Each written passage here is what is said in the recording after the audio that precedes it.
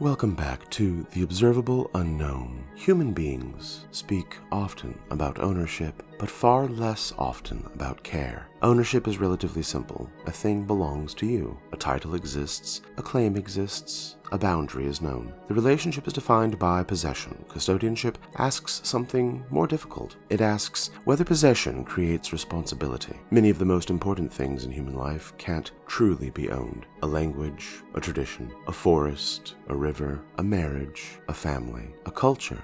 Even a body. We may temporarily hold these things. We may even influence them. We may shape their condition, yet they arrive before us and, if treated well, continue after us. The difference between ownership and custodianship begins right there. An owner asks, "What can I do with this?" The custodian asks, "What must remain possible after I'm gone?" At Indiana University in Bloomington, political economist Elinor Ostrom spent decades studying how communities successfully managed shared resources. Conventional wisdom assumed that common resources inevitably deteriorated. If everyone possessed access, eventually someone would take too much. Then someone else would take even more. The system would collapse beneath its own incentives.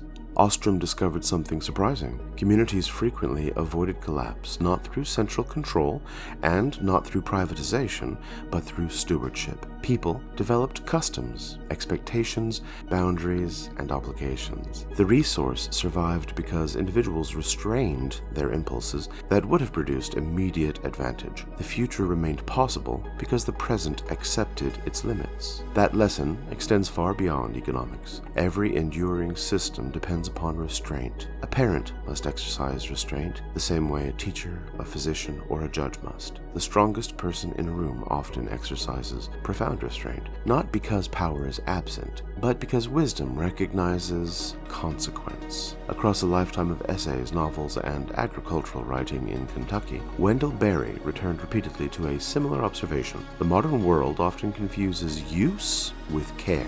Something becomes valuable, demand increases. Thus, extraction increases and consumption increases. Success appears visible, then eventually the thing itself begins disappearing. The soil weakens, the community fragments, the tradition thins, the relationship empties, the resource declines, and people express surprise at outcomes that were visible from the very beginning. Barry understood something many cultures once took for granted. Care requires limits. Not every possibility should be pursued. Not every advantage should be taken. Not everything is for everyone.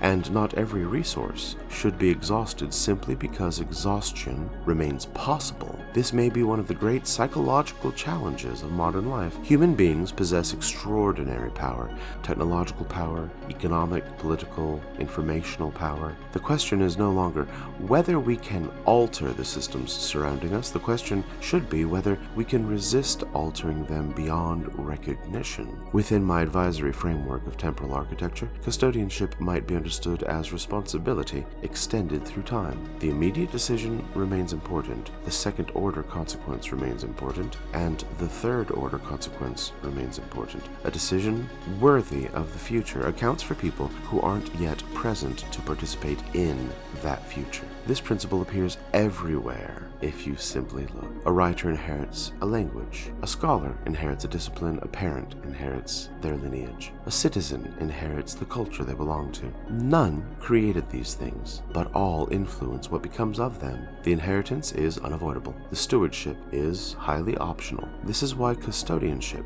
differs from management. Management focuses on function. Custodianship focuses on continuity. Management asks whether something works. Custodianship asks whether something endures. One seeks performance, the other seeks preservation. Neither is sufficient alone. A thing preserved perfectly but never used becomes a relic. A thing used without restraint becomes a ruin. The tension between those two realities is exactly where stewardship lives. Perhaps maturity is partly the realization that many of life's greatest responsibilities involve caring for things we will never fully possess. Children eventually leave. Communities, one would hope, evolve.